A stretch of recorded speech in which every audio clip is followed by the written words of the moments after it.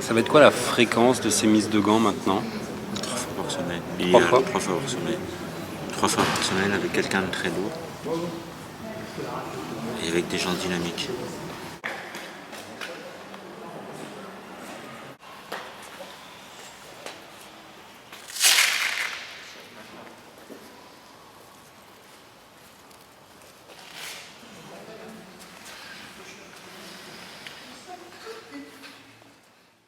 Donc là maintenant, je travaille beaucoup le physique, je travaille beaucoup de choses. Maintenant, là, il va falloir que je rentre dans le vif du sujet.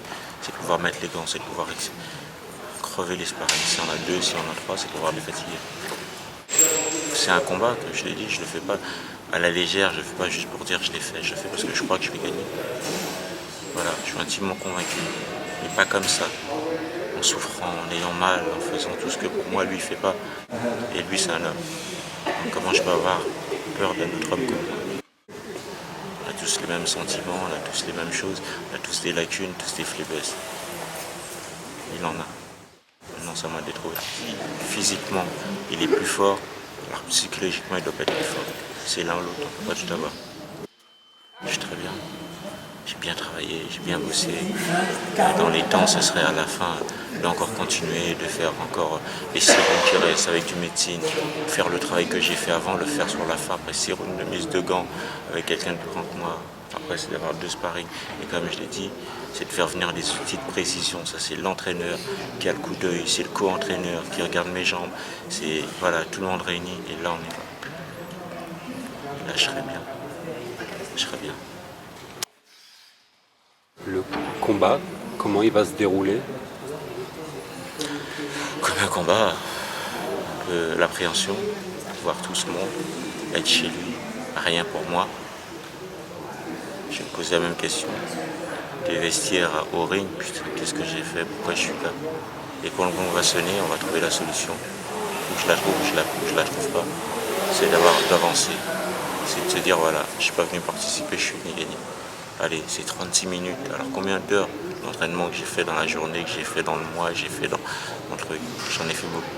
Donc là, c'est que, allez, 36 minutes d'une vie pour pouvoir.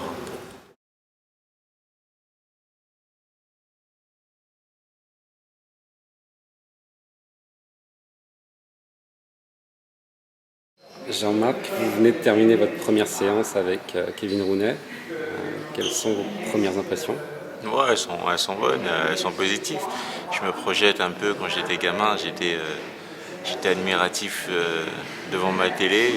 Il était beaucoup plus jeune et il était avec Kes D'Amato, ils étaient en train d'entraîner Tyson comme je suis en train de le faire maintenant et lui il donnait les leçons et Kes D'Amato donnait des directives. Et j'étais en train de me projeter, je me voyais, je voyais que Mike Tyson il faisait tout ça.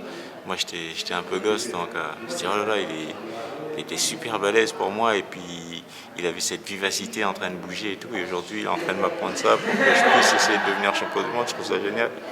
Vous l'avez choisi pour ça, parce qu'il a entraîné Mike Tyson, qui a votre gabarit? Parce qu'il a entraîné Mike Tyson et parce que je sais, il sait de quoi il parle. Il a juste entraîné le plus jeune champion du monde poids lourd et un des meilleurs de tous les temps. Donc forcément, il a des restes.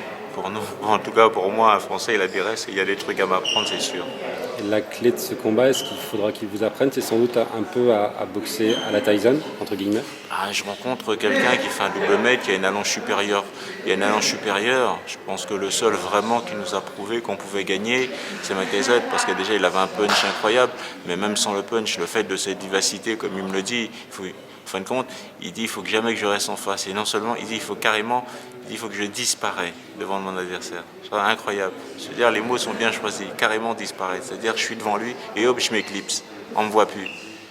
Donc je trouve ça c'est comme un peu l'éclair quoi. On est là, hop, on n'est plus là, et puis là on surgit, on met des coups. Et je pense que c'est la force de Tyson. Mis à part, c'est vrai qu'il avait une puissance extraordinaire, mais c'est vrai le fait de pouvoir s'effacer et puis surgir.